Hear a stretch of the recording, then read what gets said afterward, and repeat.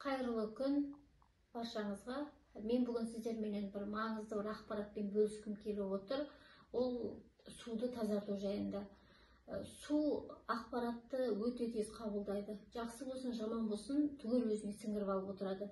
Сондықтан да үйде беті ашық тұрған суды, одан кейін үйде ұрыс-керіс болса, сол кездегі үйде бөлмеде тұрған судың бәрін ішпей төгіп тастаған дұрыс.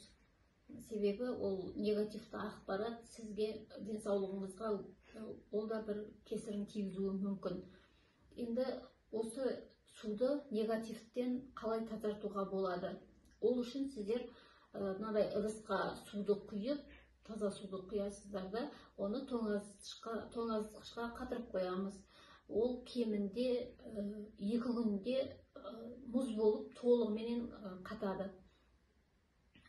Одан кейін ол қатқаннан кейін бұны шығарып, қайтадан ерітеміз. Мынау қатқан кезде жақындан қарасаңыздар болады, мінекей. Дәл ортасында жаңағы негативті ақпарат әппақ болып дәл ортасында тұр, шеті тікен болып, ал сырты мөлдір болып қатады.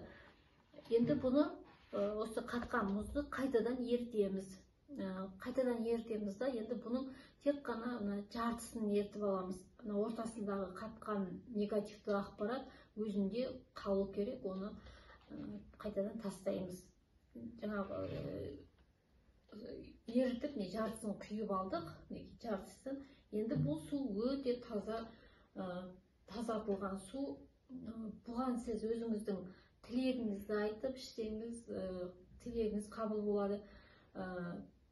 Жаңағы тілек айтқан кезде де сөзіңіздің түбірі өте жақсы сөздер болу керек. Сөздің түбіріне назар аударыңыздар.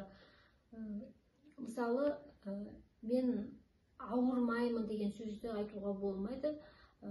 Сөздің түбірі ауыр, сондықтан егер мен ауырмайтын жаса, мен ауырмасам екен деген сөздер тағы сол сияқты сондай түбірі жаман сөздерді қолдануға болмайды.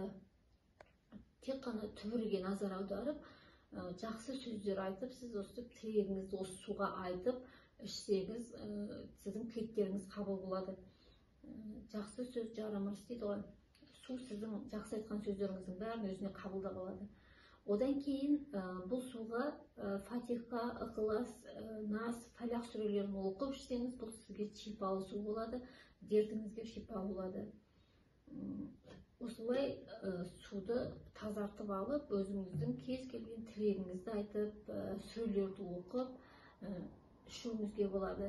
Және осы суға жаңағы Фатиха сүресін, Ықылас сүрелерін, Нас, Фалақ сүрелерін оқып, үйіңізге шашып, үйіңізді тазартуға болады. Осы өздеріңіз пайдаланып көріңіздер. Пайдасы тиіп жатса, мен де ризамын. Рахмет тыңдағандарыңызға.